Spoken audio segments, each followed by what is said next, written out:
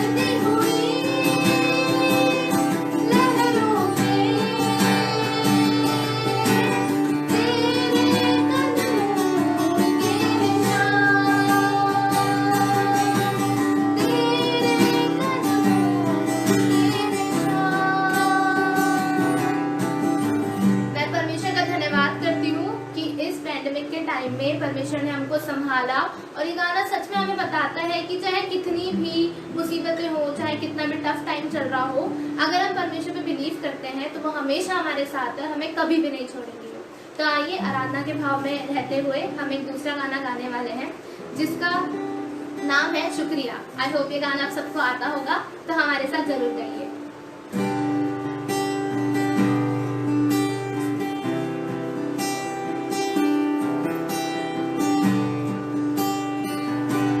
सारी दुनिया तेरी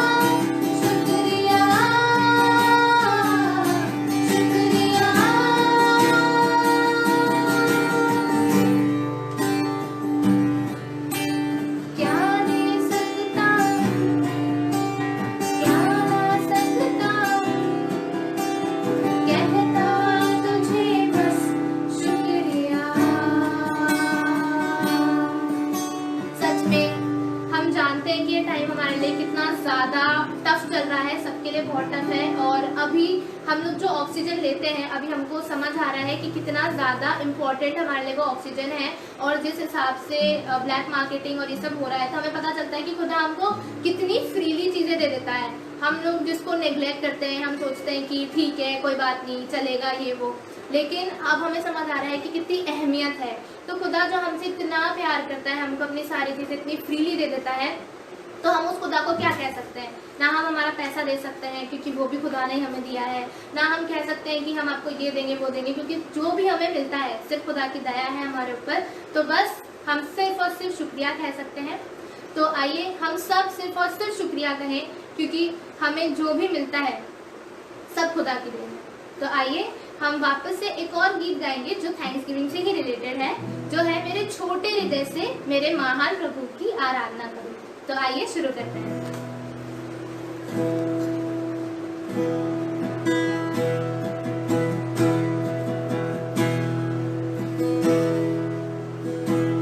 मेरे छोटे हृदय से मेरे महान प्रभु की आराधना करूं। इस टूटे हुए कुंड को मेरे तुम्हारे पास लाकर ठीक करने की विनती करूं।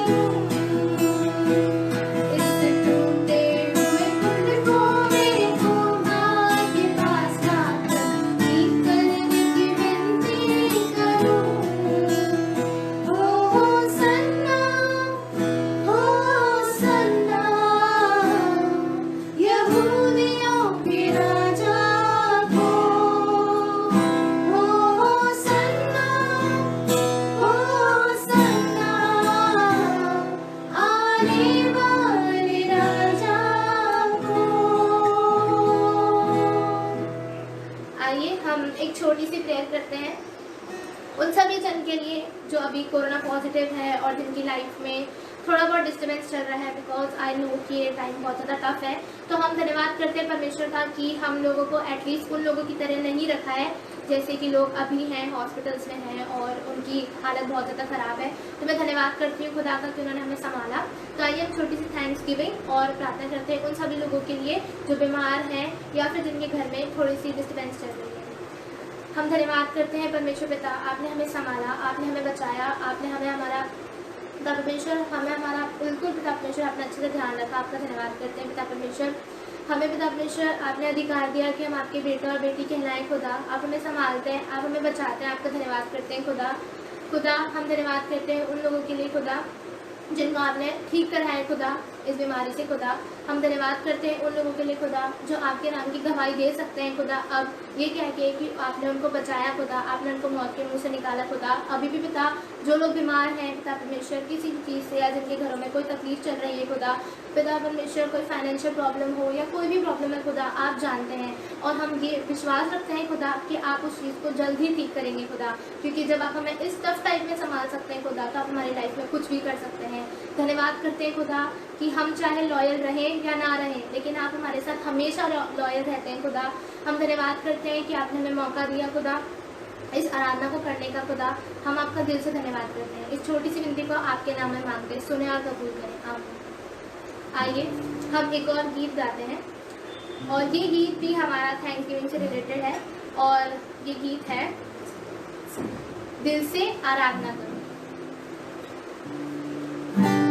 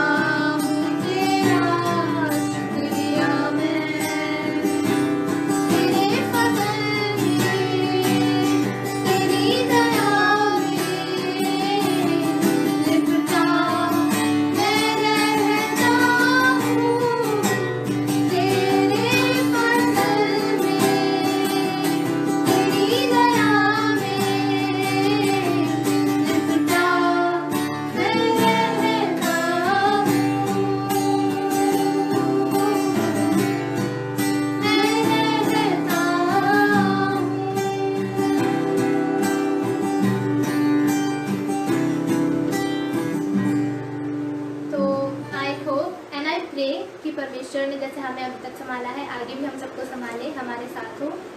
और मैं धन्यवाद करती हूँ कि हम इस पेज पे आ पाए और हमें अपॉर्चुनिटी मिली कि हम लोग आज परमेश्वर की आराधना को कर पाए। तो मैं आप सबके लिए प्रे करूँगी और मैं परमेश्वर का सीधे से धन्यवाद देना चाहूँगी कि उन्होंने हम सबको संभाला, बचाया, और आई होप कि परमेश्वर हमें और आप सबको अपनी वर्शिप के लिए आगे भी यूज़ करता रहे। Thank you. और आगे का समय मैं पास्टर के हाथ में देती हूँ। Praise the Lord. प्रभु यीशु मसीह के नाम में आप सबको जय मसीह की। और प्रभु ने हमको ये बड़ा सुंदर मौका दिया है एक बार फिर से शाम को कि हम परमेश्वर की आराधना करें। और मैं धन्यवाद करता हूँ प्रभु के सेवक के लिए। और सच में he is a humble man of God, pastor परम। और मैं धन्यवाद करता हूँ उनकी वाइफ का, उनकी पूरी टीम का, जो इतने अच्छे प्रयास करते हैं, जो इतनी अच्छी कोशिश करते हैं। और परमेश्वर का वचन बताता है कि हमारे छोटे छोटे प्रयास जो हैं, जो हम काम करते हैं, वो प्रभु यीशु मसीह के नाम में या प्रभु के नाम में वाकई में प्रियो वो फलवंत होते हैं, आशीषित होते हैं, और छोटे प्रयास ही बड़े बनते हैं। इसके लिए हम प्रभु का धन्यवाद करते हैं, प्रभु की स्तुति करते हैं और प्रभु की महिमा करते हैं। और आज की शाम, इससे पहले कि मैं प्रभु के वचन को आपके साथ बांटूं, प्रभु के वचन के अंदर हम जाएं, हम प्रभु का धन्यवाद दें इस सुंदर आराधना के लिए। सच में प्रियो, जब हम चारों तरफ इस समय देखते हैं कि इस पैंडमिक की वजह से, इन सारी बातों की वजह से एक ऐसा माहौल है, एक इस तरह का माहौल है कि हम लोग एक दूसरे से मिल नहीं सकते, एक दूसरे को देख नहीं सकते, लेकिन वर्चुअली हम एक दूसरे को देखते हैं, वर्चुअली एक दूसरे से हम मिलते हैं। इसके लिए प्रभु का धन्यवाद करते हैं कि परमेश्वर ने बड़े अनुग्रह से इन सारी चीज़ों को, इन सारी बातों को आपके और मेरे सामने रखा है। और आज की शाम में ज़्यादा लंबा समय ना लेते हुए इस समय हम प्रभु के वचन की ओर जाएंगे, प्रभु के वचन को हम सुनेंगे और परमेश्वर के नाम की महिमा करेंगे। आप मेरे साथ निकालें परमेश्वर के वचन से लूका और उसका 17 अध्याय और उसका 28 से 32 पद।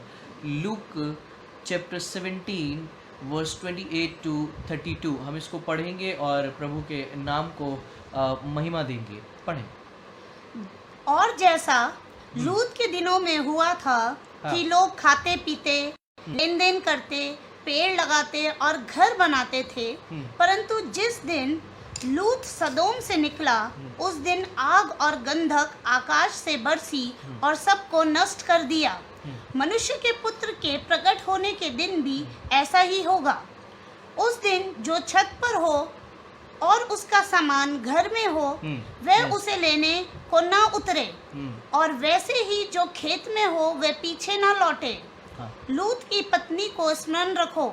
बस अब ये बात तब की है जब फरीसी लोग यीशु मसीह के पास आकर सेकंड कमिंग के बारे में बात करते हैं। और लूका में हमें और भी ज़्यादा बातें और बहुत सारी चीज़ें हमें देखने को मिलती हैं 28वें पद से। और कहीं ना कहीं ये जो फ्रेज़ है या ये जो खंड है, पूरा जो हिस्सा है, हमें इस बात के लिए बताता है। मैं हमेशा इस बात को कहता आया हूँ पिछले 2-3 हफ्ते से, अलग अलग तरीके से वीडियोस के माध्यम से, वर्चुअली, यीशु मसीह कभी भी आए,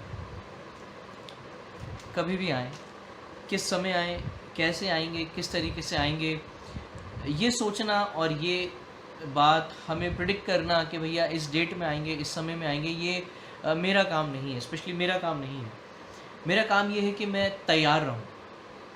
और प्रभु ने खुद कहा इस बात को कि यीशु मसीह ने स्वयं इस बात को कहा कि केवल पिता इस बात को जानते हैं, केवल पिता को ये बात पता है, कि वह परमेश्वर इस बात को जानते हैं कि वो कब आएंगे, किस समय में आएंगे, कैसे आएंगे। लेकिन क्या आप और मैं तैयार हैं? और इस तैयारी के लिए परमेश्वर के वचन में यहाँ पर बहुत ही सुंदर एग्जाम्पल हमें दिया गया।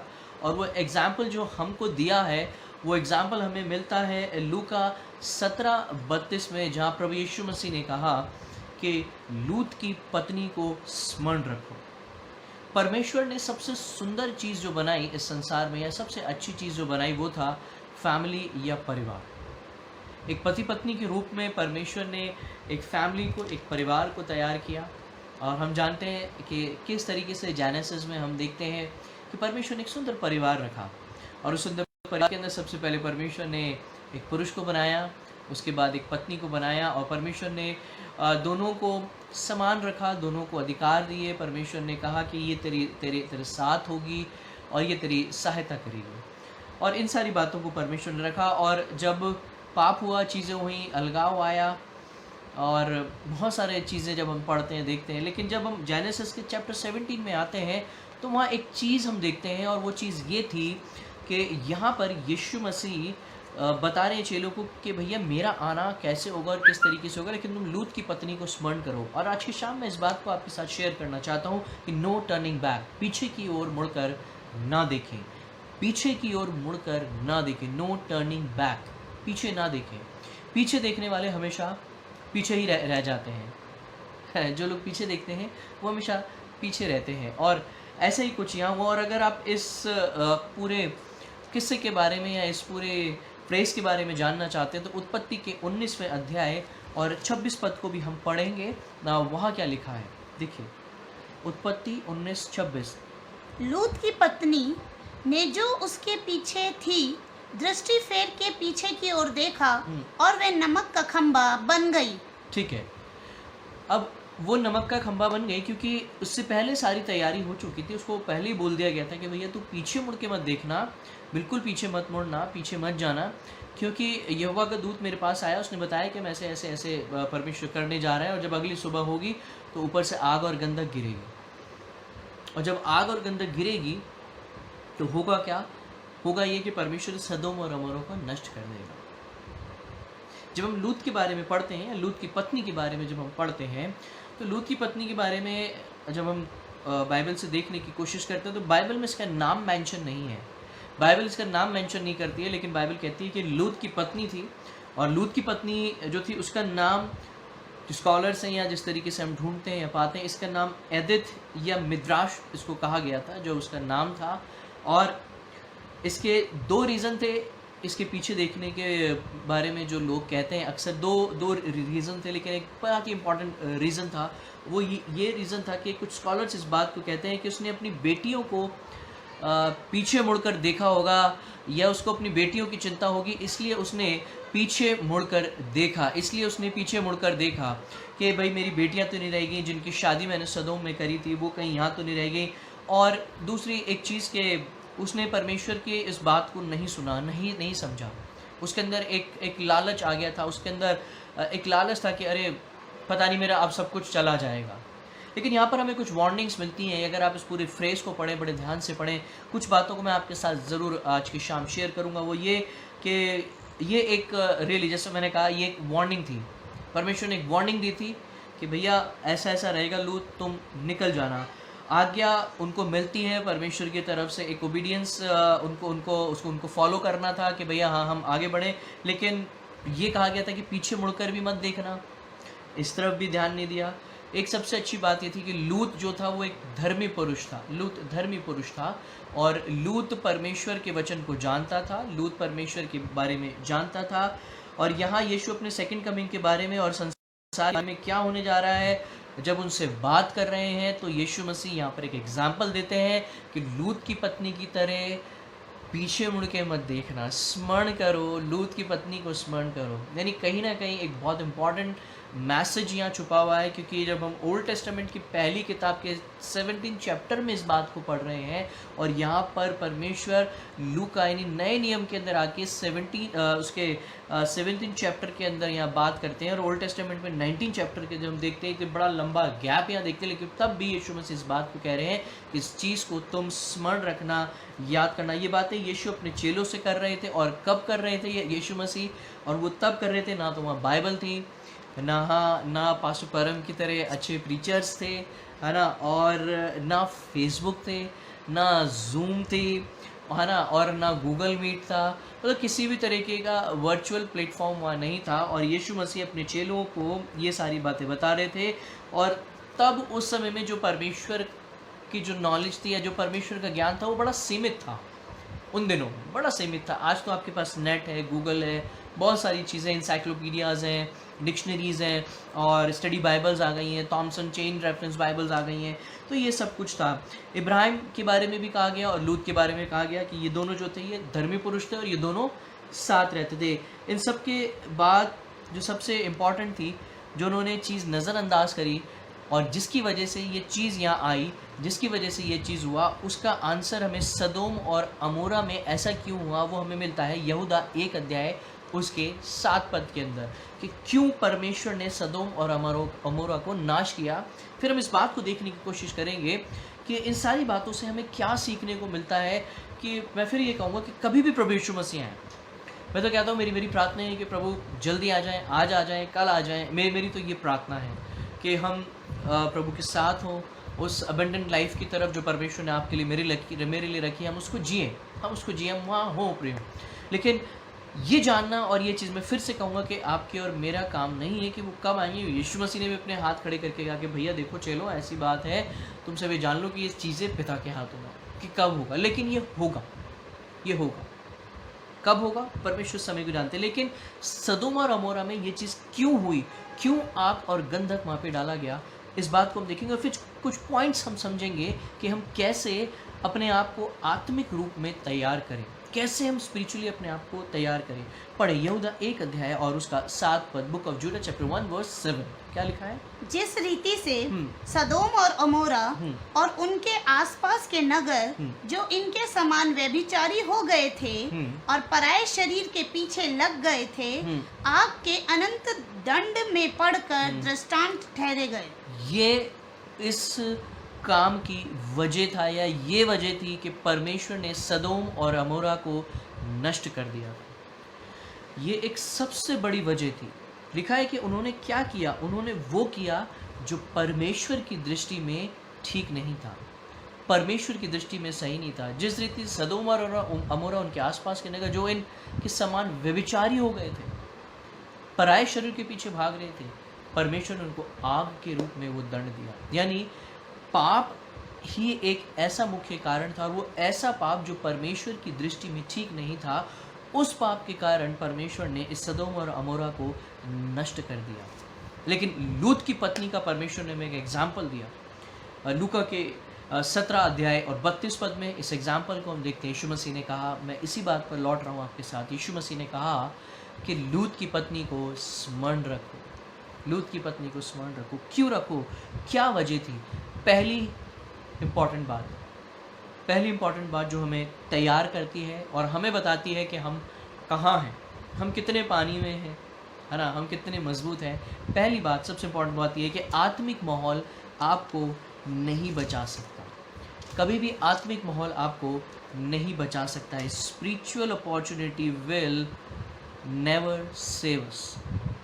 कभी भी आत्मिक माहौल आपको और हमको नहीं बचा सकता। इसलिए परमेश्वर का वचन साफ कहता है कि अपने आप को परखो कि तुम विश्वास में हो या नहीं हो। इसलिए परमेश्वर ने कहा, और अच्छे प्रचारक, अच्छे बाइबल की नॉलेज रखना और सब कुछ अगर आपके पास हो, मेरे पास हो सकता है, लेकिन अगर हमारा व्यक्तिगत संबंध परमेश्वर के साथ अच्छा नहीं है, मैं हमेशा इस बात को कहता हूँ, जो धार्मिकता की जो डेफिनेशन है ना, जो राइचियसनेस की जो डेफिनेशन है, वो डेफिनेशन ये है कि a right relationship with God, परमेश्वर के साथ में एक अच्छा संबंधी आपकी धार्मिकता, आपकी आत्मिकता को तोलता है और बहुत अच्छे से रखता है, ठीक है, उसको तोलता है। लेकिन लूत धर्मी पुरुष था, अब्राहम धर्मी पुरुष था। लूत और अब्राहम को देखने के बावजूद भी, इस आत्मिक माहौल में जीने के बाद भी, इन सारी चीज़ों के आसपास रहने के बाद भी उसकी पत्नी के जीवन में परिवर्तन नहीं हुआ। आज मेरी वाइफ मेरे साथ बैठी है। मैं अक्सर मेरी वाइफ से कहता हूँ, अक्सर बोलता ही हूँ कि भाई मैं तो स्वर्ग चला जाऊँ, तुम स्वर्ग चले जाओ, ये प्रभु जानते हैं, लेकिन क्या तुम्हारा जीवन, तुम्हारा व्यक्तिगत संबंध परमेश्वर के साथ अच्छा है या नहीं है? वहाँ मैं नहीं होऊंगा, वहाँ और कोई नहीं होगा कि जाकर हमें बताए, हमें समझाए, हमें बोले। वहाँ केवल यहाँ जो मैंने परमेश्वर के साथ बोया है, वो वहाँ जाकर मैं काटने पाऊँगा। अब लूत की जो पत्नी थी, एक अच्छा माहौल था। अभी मेरी वाइफ बाइबल अच्छी पढ़ रही है ना, सारी चीज़ अच्छा कर रही हैं, लोगों के लिए प्रार्थना करती हैं, ठीक है, लोगों के साथ मिलने जाती हैं, सब कुछ करते हैं, लेकिन असली जो जीवन है वो परमेश्वर जानते हैं। जो एक अच्छा जीवन है वो परमेश्वर को मालूम है ना। इसलिए परमेश्वर का वचन बताता है कि जो लूत की वाइफ थी, वो इसी तरह की स्पिरिचुअल माहौल के आसपास सराउंडिंग जो जितना भी था, वो बड़ा अच्छा माहौल था वहाँ पे। लेकिन फिर भी लूत की पत्नी ने पीछे मुड़कर देख लिया। देख लिया, उसने अविश्वास को दिखाया अपने, उसने परमेश्वर की बात के ऊपर भरोसा नहीं किया। उसको आज्ञा मिली थी, हम आगे बात करेंगे, हम आगे बात करेंगे इस बात के ऊपर भी आगे बात करेंगे।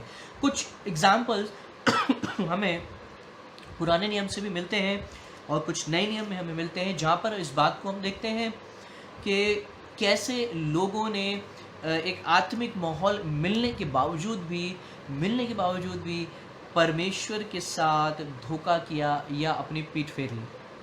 अगर आप एलिशा के बारे में अगर देखें, मैं रेफरेंस नहीं दूंगा बिकॉज हम अपने समय के अकॉर्डिंग चलेंगे। एलिशा के बारे में अगर आप पढ़ें, एलिशा एलिया का चेला था, एलिया के साथ रहता था, एलिया की चीज़ों को देखता था। और जब एलिया का समय आया कि जब परमेश्वर के वचन के अनुसार जैसा प्रभु ने कहा था कि एलिया को उठाया जाए, तब एलिशा ने एलिया से कहा था कि भाई, एलिया को पता चल गया था कि मेरे जो स्वामी हैं वो जा रहे हैं। तो एलिशा ने कहा कि भाई ऐसा है कि आप तो जा रहे हैं, तो मैं आपसे ये प्रार्थना करता हूँ, क्या मुझे आपका दुगना अभिषेक मिलेगा? क्या मैं वो अभिषेक पा सकूँगा? तो एलिशा ने कहा था कि जब मैं उठाया जा रहा हूँगा, तब ये जो मैंने अपने ऊपर जो चादर ओढ़ रखी है, जब ये गिरे तो उसको पकड़ लेना, तू ले लेना। और एलिशा ने वैसे किया। और एलिशा का जो चेला था, उस चेले का नाम था गेहजी। अब एक घटना घटी बाइबल के अंदर, बाइबल हमें बताती है कि जो गेहजी था उसके मन में लालच आया। गेहजी के मन में क्या लालच आया? जो कोई एक जन एलिशा से मिलने आया, पूछने आया, बात करने आया, और वो बहुत सारा सोना चांदी सब कुछ लेके। एलिशा ने कहा कि बोले परमेश्वर का मैं सेवक हूँ, मुझे ये सब कुछ नहीं चाहिए, तुम उसको ले जाओ। वो ले गया। एलिशा बातचीत करके, प्रार्थना करा के एलिशा के पास से वो व्यक्ति चला गया। और गेहजी के मन के अंदर एक बड़ा पाप आया। गेहजी उसके पीछे पीछे गया और गेहजी ने उससे कहा कि भाई ठीक है, उसने तो नहीं लिया, वो परमेश्वर का सेवक है, लेकिन परमेश्वर के सेवक के वचन के अनुसार अब तुम्हें एक काम करना होगा, ये जो सोना चांदी है, जो तुम राशन पानी लाए हो भैया, जितना ग्रोसरी है सब मुझे दो। उसने रख लिया। और जैसे उसने रखा, वो वहाँ से गया, उसका शरीर कोढ़ से भर गया। और एलिशा समझ गया। हमारा जीवन भी कई बार इसी तरीके से होता है। एक अच्छा आत्मिक माहौल आपके चारों तरफ होगा, एक अच्छी चीज़ आपके चारों तरफ होगी, आपके आसपास होगी, पति पत्नी के जीवन के अंदर होगी, पति अच्छा विश्वासी हो गया, पत्नी अच्छी विश्वासी होगी, लेकिन हम एक दूसरे को पॉइंट आउट नहीं करेंगे, ना करना चाहिए। बाइबल में हमें ये नहीं सिखाती, ना परमेश्वर का वचन, ना परमेश्वर का प्रेम हमें ये बताता है। लेकिन ये एक बहुत बड़ी चेतावनी थी। आत्मिक माहौल आपको नहीं बचा सकता जब तक आप खुद परमेश्वर के चरणों में नहीं बैठेंगे, जब तक आपका संबंध परमेश्वर के साथ अच्छा नहीं होगा। लूत की पत्नी ने पीछे देखा, उसे संसार और संसार की चिंता, संसार और संसार की बातों ने घेर लिया। उसके सामने बहुत सारी चीज़ें हो गई और लूत की पत्नी ने पीछे मुड़कर देखा, और जैसे उसने देखा वो नमक का खंभा बन गई। मैं इसकी स्टडी कर रहा था, और जब मैं स्टडी कर रहा था तो वाकई में जो साइंटिस्ट हैं उनको इस तरीके का एक पिलर मिला, और वो बताते हैं ये पिलर जो है बड़ा सॉल्टी है, और ये एक नमक का पिलर है, और ये वो कह रहे हैं कि ये लूत की पत्नी हमें मिल गई है। बिल्कुल मिला होगा, क्योंकि बहुत सारी चीज़ें ऐसी हो रही हैं इन दिनों, बहुत सारी चीज़ें ऐसी जो परमेश्वर की हमें मिल रही है, देखने को मिल रही है। मैं अक्सर बहुत स्टडी करता रहता हूँ, बहुत सारी चीज़ें ढूंढता और देखता रहता हूँ। लेकिन मेरा कहने का मतलब है कि आप भी ढूंढें, आप भी पढ़ें, आप भी समझें, क्योंकि परमेश्वर का वचन बड़ा ही गहरा है, बड़ा गहरा वचन है। इसके जितना डेप्थ में आप जाएंगे उतना अधिक आप इसको समझते रहेंगे। लेकिन आत्मिक माहौल, मैं फिर से कहूँगा, आपको नहीं बचा सकता। कोई भी आत्मिक माहौल आपको नहीं बचा सकता जब तक आपका संबंध परमेश्वर के साथ अच्छा नहीं होगा। केवल परमेश्वर को आपका मन और आपका जीवन चाहिए।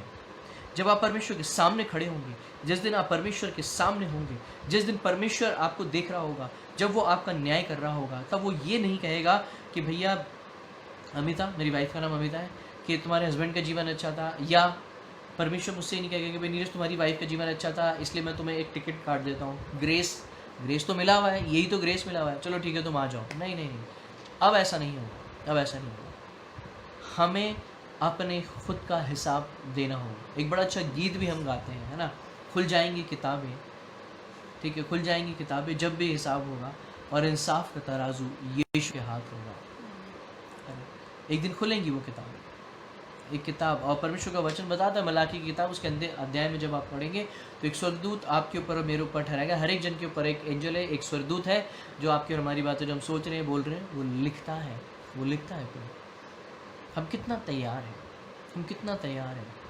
क्या हम इस आत्मिक माहौल से हटकर एक आत्मिक जीवन की ओर बढ़ रहे हैं? परमेश्वर एक माहौल नहीं चाहता, परमेश्वर एक जीवन चाहता है। आत्मिक माहौल नहीं, एक आत्मिक जीवन। प्रार्थना नहीं, लेकिन प्रार्थना का जीवन।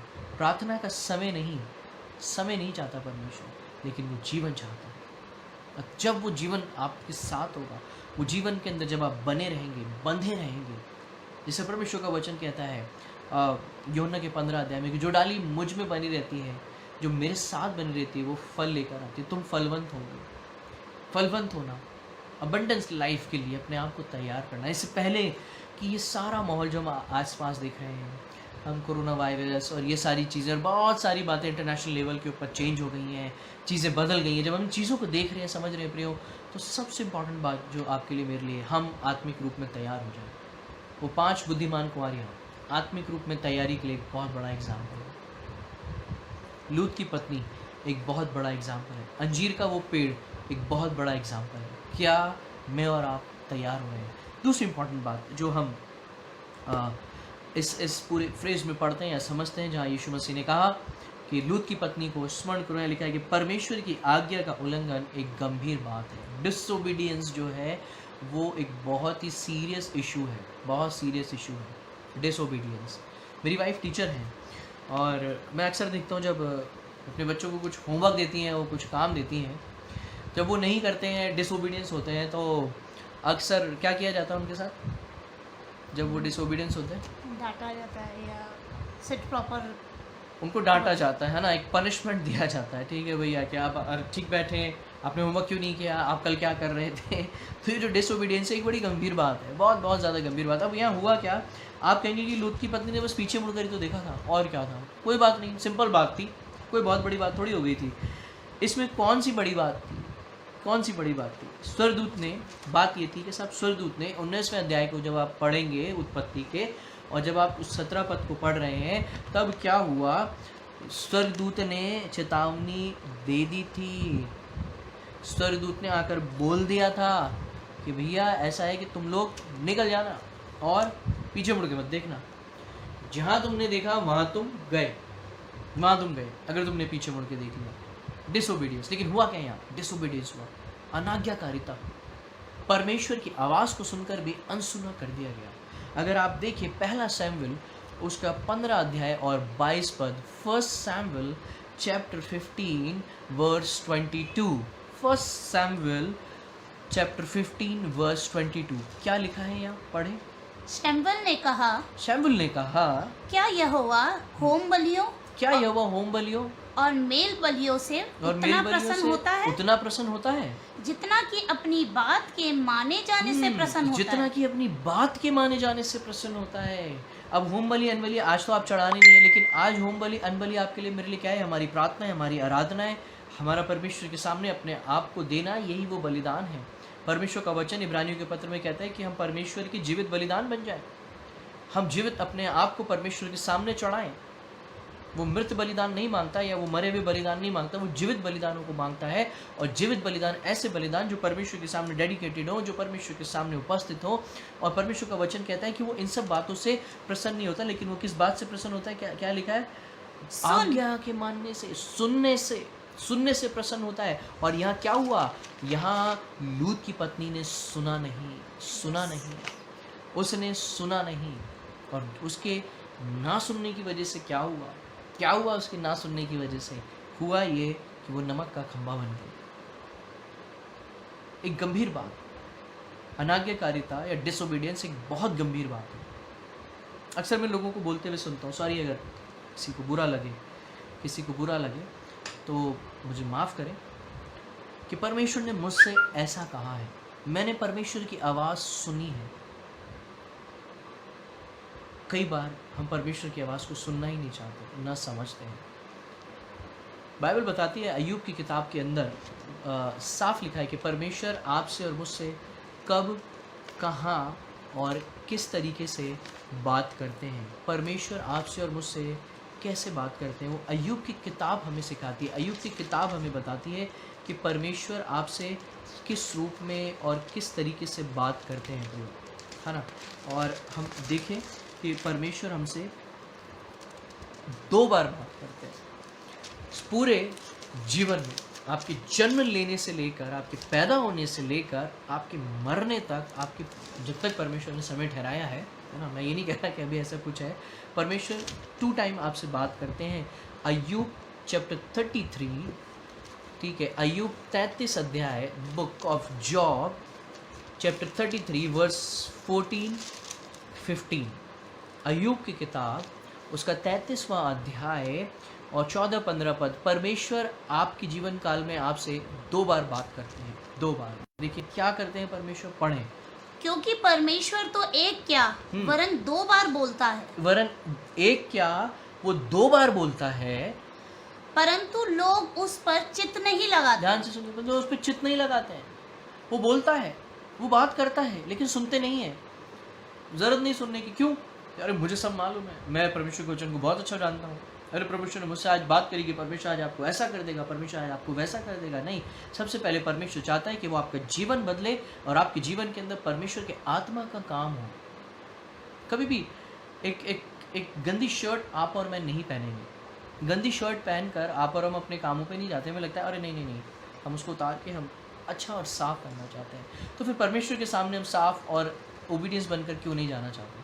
मुझे याद है हम स्कूल टाइम के अंदर थे, हमारी टाई भी अगर थोड़ी सी ढीली होती थी तो तुरंत पिटाई हो जाती थी, पनिशमेंट मिल जाता था हम लोगों को। ये कैसे करें? बाल बहुत बड़े बड़े होते थे, लंबे, थोड़े से बाल बढ़ जाते, भाई कटिंग करा क्या हो कर। यानी कि करना है तो करना है। एवरी मंडे आपके नेल्स कट होने चाहिए, बाल कट होने चाहिए, शू पॉलिश होनी चाहिए।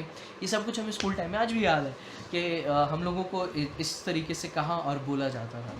परमेश्वर ने क्या कहा था? परमेश्वर ने एक मैसेज भिजवाया लूत की पत्नी को कि भाई लूत की पत्नी को सबको कि भैया ऐसा है कि पीछे मुड़ के मत देखना।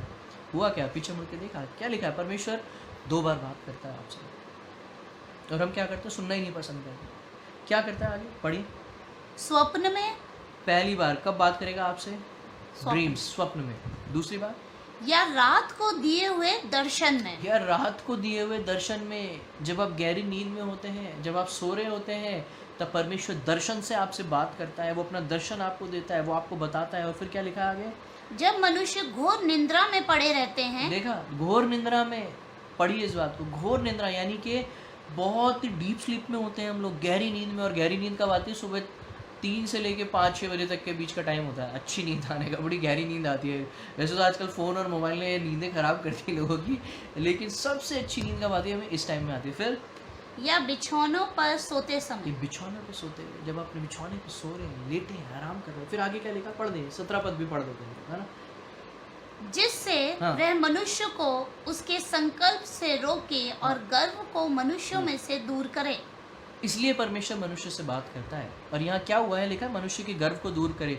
और अय्यूब की पत्नी के साथ क्या? अय्यूब की पत्नी का घमंड और अविश्वास यहाँ पर हमें देखने को मिलता है उसके डिसोबीडियंस में। उसके डिसोबीडियंस में हमें अय्यूब की पत्नी का घमंड और उसका अविश्वास। उसने घमंड भी किया, उसने अविश्वास भी किया, उसने फेथ नहीं किया, उसने विश्वास नहीं किया। इसलिए परमेश्वर का वचन इब्रानियों 11:6 में कहता है कि बिना विश्वास के परमेश्वर को प्रसन्न करना अनहोना है। आप परमेश्वर को प्रसन्न नहीं कर सकते जब तक आपके जीवन में विश्वास ना हो। जब तक आपके जीवन में विश्वास नहीं है, आप कभी भी परमेश्वर को प्रसन्न नहीं कर सकते। इसलिए प्रियो, संसार के प्रति जो मोह है, संसार के प्रति जो हमारी इच्छाएं हैं, वो कभी ख़त्म नहीं होगी। आज जिस फ़ोन से मैं बात कर रहा हूँ, या एक हमारे पास ये फ़ोन है बड़ा अच्छा सा, इतना बड़ा सा, अभी बड़ा सा दिख रहा है, थोड़ा दूर हाँ, ये फ़ोन है हमारे पास, ठीक है। ये आज है, इसके नए वर्जन्स आ जाएंगे, नई चीज़ें आ जाएंगी, ठीक है। ये अपडेट हो जाएगा, फिर मन करेगा ये ले लो। जब हम कहीं बाहर निकलते हैं, ये लो। संसार हमें अट्रैक्ट करता है। जो संसार है, वर्ल्ड है, वो हमें अट्रैक्ट करेगा। और जब हम अट्रैक्शन में आएंगे, हम पाप में गिरेंगे। और जब एक बार आप पाप के समुद्र में चले गए ना, गोते खाने लग गए ना, आप तैरने लग गए ना, बड़ा मज़ा आता है, बड़ा मज़ा आता है। उसके मन से वो संसार और संसार की जो इच्छा है ना, वो गई नहीं थी। वो भूल गई थी इस बात कि परमेश्वर ने क्या कहा है, उसके मन से गई नहीं। क्यों याद करो लूत की पत्नी को? क्यों स्मरण करो? परमेश्वर का वचन कहता है इसलिए स्मरण करो। जिस संसार से परमेश्वर ने उसको अलग किया, वो उसके प्रति अपने को अलग नहीं कर सकी, वो नहीं कर सकी। जिस संसार से परमेश्वर ने उसको अलग किया था, जिन बातों से परमेश्वर ने उसको अलग किया था, वो खुद उन बातों से अलग ही नहीं हो सकी।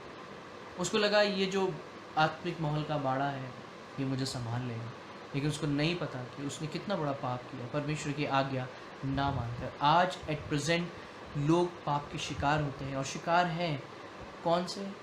जगत के इन पापों में, इस संसार के पापों ने लोगों को घेर लिया। संसार और संसार की बातों में हम लोग लिप्त हैं, संसार और संसार की बातों के अंदर हम लोग पड़े हुए हैं। संसार ने हमें घेरा हुआ है, संसार ने हमें जकड़ा हुआ है, और संसार में इसलिए यीशु मसीह ने कहा कि तुम जो हो वो इस संसार का नमक। अगर नमक ही अपना स्वाद खो दे तो फिर वो किससे नमकीन किया जाएगा?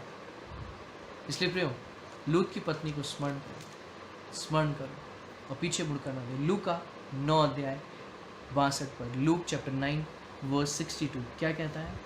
यीशु ने उससे कहा, जो कोई अपना हाथ हल पर रखकर पीछे देखता है वह परमेश्वर के राज्य के योग्य नहीं। ये सुन लीजिए, मैं नहीं कह रहा। जो हल पर हाथ रखकर पीछे देख रहा है, पीछे क्या देख रहा है? सांसारिक बातें देख रहा है। पीछे क्या देख रहा है? अरे मेरी बहन ने ऐसा कहा था, मेरे चाचा के भाई ने मुझे ऐसा बोला था, उसने मुझे ऐसा बोला था, इसने मुझे ऐसा कहा था, तुम ऐसा कर लो, तुम ऐसी चीज़ें कर लो। नहीं, ऐसा क्यों कर लो? परमेश्वर का वचन साफ है कि जो पीछे मुड़कर देखता है वो क्या नहीं है? परमेश्वर के राज्य की योग्य नहीं है। हम किंगडम बिल्डर्स कहलाते हैं, लेकिन हम किंगडम बिल्डर्स तब हैं जब हम हल के ऊपर जब आपने हाथ रख लिया। हल आपसे पंजाब से हैं, पंजाब और अलग यूपी राजस्थान में जब हम देखते हैं कि कैसे किसान लोग हल के ऊपर हाथ रखकर उसको जोतते हैं। अब तो खैर मशीन है, लेकिन किस तरीके से ये काम होता था, तो परमेश्वर के राज्य के योग्य नहीं है। वो परमेश्वर के राज्य को देखने के योग्य नहीं है। क्यों ना हम सामने की ओर ताकते हुए चले, उस निशानी की ओर दौड़ते चले, जैसा पौलुस कहता है कि मैं निशाने की ओर दौड़ता चला जाता हूँ। वो बेसुध सा दौड़ता चला गया, उसको कोई पता नहीं था, लेकिन वो दौड़ता जा रहा था, क्लेश में, हानि में, परेशानी में, भूखे रहने में, समुद्रों में, पता नहीं कहाँ कहाँ पौलुस गया, कैसे उसने परमेश्वर के काम को किया, लेकिन वो चलता जा, और एक बड़ा रिवॉर्ड, एक बड़ा इनाम पौलुस को मिला। मैं विश्वास करता हूँ कि जब हम एक दिन परमेश्वर के साथ होंगे, परमेश्वर के सामने होंगे, परमेश्वर आपसे और मुझसे कहे, मेरे धन्य विश्वास योग्य दास और दासी कहकर आपको मुझे बुलाए, क्या आप इस रूप में तैयार हैं? यीशु मसीह का आना कभी भी हो। फरीसियों को यीशु मसीह ने बता दिया था कि भैया ऐसे होगा मेरा आना, आप देख लो, समझ लो, ठीक है? क्या मैं और आप तैयार हैं? क्या मैं और आप रेडी हैं? नो टर्निंग बैक, पीछे की ओर मुड़कर ना देखिए। प्रभु आप सबको आशीष दे। God bless you all. आइए छोटी सी प्रार्थना करें और परमेश्वर के नाम को महिमा दें। स्वर्गीय पिता, मैं धन्यवाद करता हूँ शाम के लिए, और धन्यवाद करता हूँ प्रभु कि सच में प्रभु कई बार ये संसार हमें खींचता है, संसार की बातें, ये शोर हमें खींचने की कोशिश करता है, लेकिन आपकी पवित्र आत्मा की सहायता से आप हमारी सहायता करें कि प्रभु इस संसार की ओर नहीं, लेकिन हम आपकी ओर ताकें। हमारा जीवन आपकी ओर समर्पित रहे, डेडिकेटेड रहे प्रभु जी। हम आपकी आवाज़ को सुनने वाले हैं प्रभु जी। आप हम पर अपना अनुग्रह करें यीशु मसीह। मैं इस समय धन्यवाद करता हूँ पास्टर परम, उनकी वाइफ, की छोटी बेटी के लिए। आप उनको भी ब्लेस करें, आशीष दें, और आपका अनुग्रह इस सुंदर परिवार पर आपने बहुत आज से इस्तेमाल करें। पीछे जो उनकी टीम बैक में वर्क करती है सेवकाई के लिए, चीज़ों के जो सुंदर प्रयास हैं, उन पर भी आपकी बड़ी आशीष, उन्हें बहुत आज से उनको आशीष देते हैं। हम एक मन होकर हम सब प्रार्थना करते हैं, हमारे देश को आप ज्यों का त्यों कर दें यीशु मसीह। एक बार फिर से आपकी कलीसियाँ खुलें और आपके नाम की महिमा हो। इस सुंदर मौके अवसर के लिए जो आपकी ओर से होता है, हम धन्यवाद करते हैं। सारी महिमा, आदर, जलाल आपको देते हैं, और प्रार्थना अपने प्रभु उद्धार करते हैं यीशु मसीह के नाम से। आमीन। Thank you so much. प्रभु आपको आशीष दे। May God bless you.